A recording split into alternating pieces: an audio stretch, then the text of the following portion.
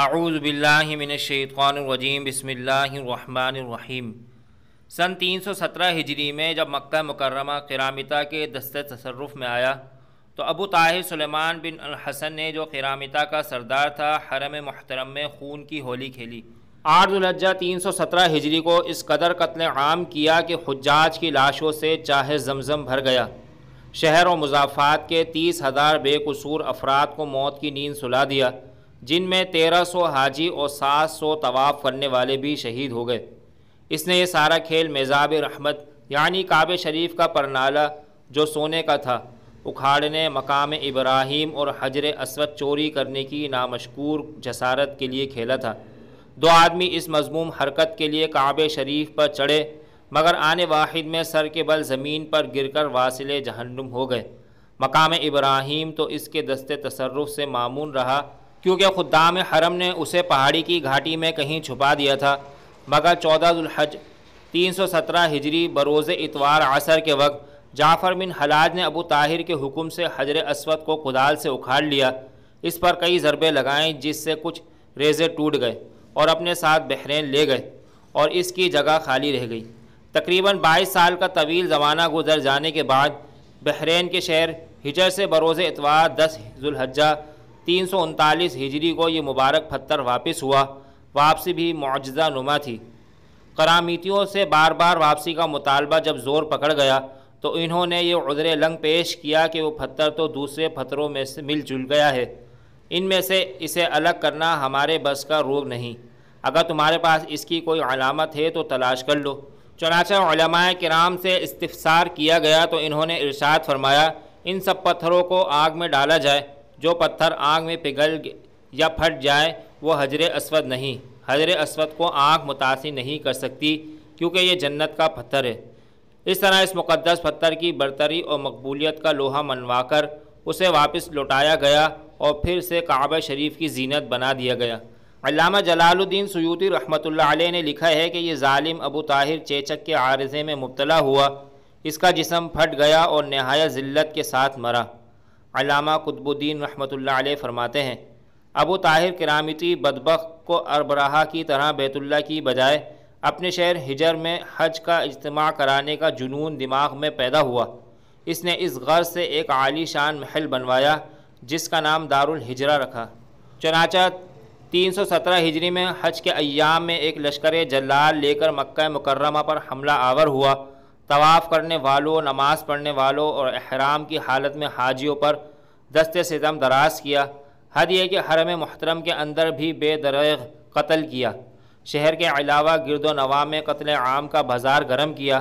30,000 بے گناہ انسانوں کے خون سے اپنے ہاتھ رنگین کیے۔ اس قدر روح فرسا واقعہ کبھی رونما نہیں ہوا تھا۔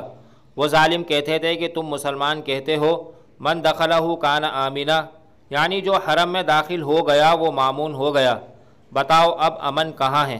علامہ ابن خلدون رحمۃ اللہ علیہ رقم دراز ہیں۔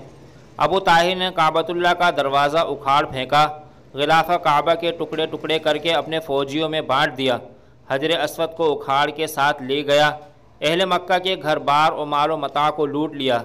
اس نے روانگی کے وقت یہ اعلان کر دیا کہ آئندہ سے حج اس کے یہاں ہوا کرے گا۔ خلافت مستقفی کے امراء نے بے حد کوشش کی کہ کسی طرح حجر اسود واپس آ جائے۔ انہوں نے 50,000 دینار سرخ کی پیشکش بھی کی، مگر کرامتی ٹس سے مس نہ ہوئے۔ وہ ابو طاہر اس خیال فاسد پر قائم تھا کہ یہ ناپاک جسارت اپنے امام عبید اللہ المہدی والی افریقہ کی خوشنودی کے لیے کر رہا ہے، لیکن جب منصور اسماعیل نے قیروان سے حجر اسود کی واپسی کا مطالبہ شدت سے کیا اور ادھر عبید اللہ المہدی نے بھی ابو طاہر کو سختی سے ڈانٹا کہ اگر حجر اسود واپس نہ کرو گے تو پھر جنگ کے لیے تیار ہو جاؤ، اس لیے مجبوراً 339 ہجری میں واپس کرنا پڑا، جبکہ اس سے قبل خلافت مستقفی کی جانب سے 50,000 دینار کے عوض بھی واپسی کا مطالبہ مسترد کر دیا گیا تھا۔ طواف کی ابتدا حجر اسود کے استلام سے ہوتی ہے۔ یہ جنت کا پتھر ہے جس میں اللہ تعالیٰ نے انسانوں کے گناہ جذب کرنے کی عجیب تاثیر رکھی ہے۔ چنانچہ نبی کریم صلی اللہ علیہ وسلم نے ارشاد فرمایا، جس وقت حجر اسود جنت سے اتارا تو وہ دودھ سے زیادہ سفید تھا، پھر آدمیوں کے گناہوں نے اسے سیاہ کر دیا۔ اور ترمذی شریف کی ایک روایت میں ہے کہ حجر اسود اور مقام ابراہیم جنت کے یاقوتوں میں 2 یاقوت ہیں، اگر اللہ تعالیٰ ان کی روشنی کو ختم نہ فرماتے تو یہ پوری زمین و آسمان کو روشن کر دیتے۔ نیز یہ بھی مروی ہے کہ حجر اسود قیامت کے دن اپنے بوسہ لینے اور استعلام کرنے والوں کے حق میں سفارش کرے گا، اور اس دن اللہ تعالیٰ اس کو زبان اور ہونٹ عطا فرمائیں گے۔ نبی اکرم صلی اللہ علیہ وسلم نے ارشاد فرمایا، اس حجر اسود کو اپنے عمل خیر کا گواہ بنا لو، کیونکہ قیامت کے دن یہ سفارشی بن کر اللہ کے دربار میں اپنے استعلام کرنے والوں کے لیے سفارش کرے گا۔ اس کی ایک زبان اور 2 ہونٹ ہوں گے۔ پیغمبر علیہ السلام سے حجر اسود کا بوسہ دیتے وقت رقت وزاری بھی ثابت ہے۔ نیز آپ صلی اللہ علیہ وسلم نے اس کے تقبیل اور استعلام کو گویا کہ اللہ تعالیٰ سے مصافحہ کرنا قرار دیا ہے۔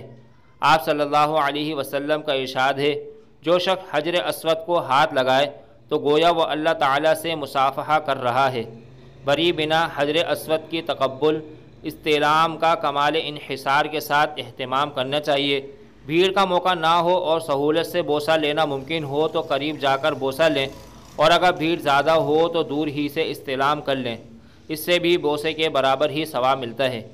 جب آپ صلی اللہ علیہ وسلم 25 سال کے ہوئے تو شدید بارش سے سیلاب آیا، خانہ کعبہ کی دیواریں متاثر ہوئیں، کعبے کی از سر نو تعمیر کی بات طے ہوئی، صرف حلال رقم خرچ کرنا طے ہوا، کام شروع ہوا۔ درمیان میں حجر اسود کو اس کی جگہ پر رکھنے کے مسئلے پر اختلاف ہوا۔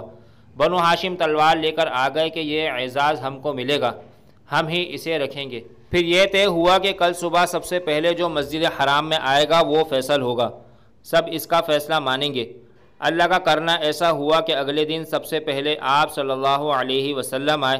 سب نے خوش ہو کر کہا، ھذا الامین رضیناہ ھذا محمد، محمد آ گئے، یہ امانت دار ہیں، ہم ان کو حکم بنانے پر راضی ہیں۔ آپ صلی اللہ علیہ وسلم نے فیصلہ کیا۔ کیسی حکمت تھی، کیسی فراست تھی، کیسی اصابت رائے تھی، کیسی بصیرت تھی۔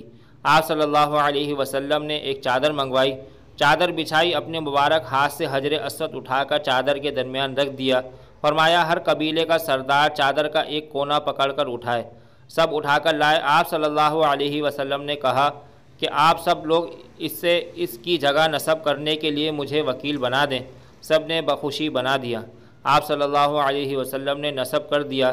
اس طرح ایک الجھی گتھی آپ صلی اللہ علیہ وسلم کی حکمت سے ایک لمحے میں سلجھ گئی، اور وہ مسئلہ جس پر قریب تھا کہ لاشوں کا ڈھیر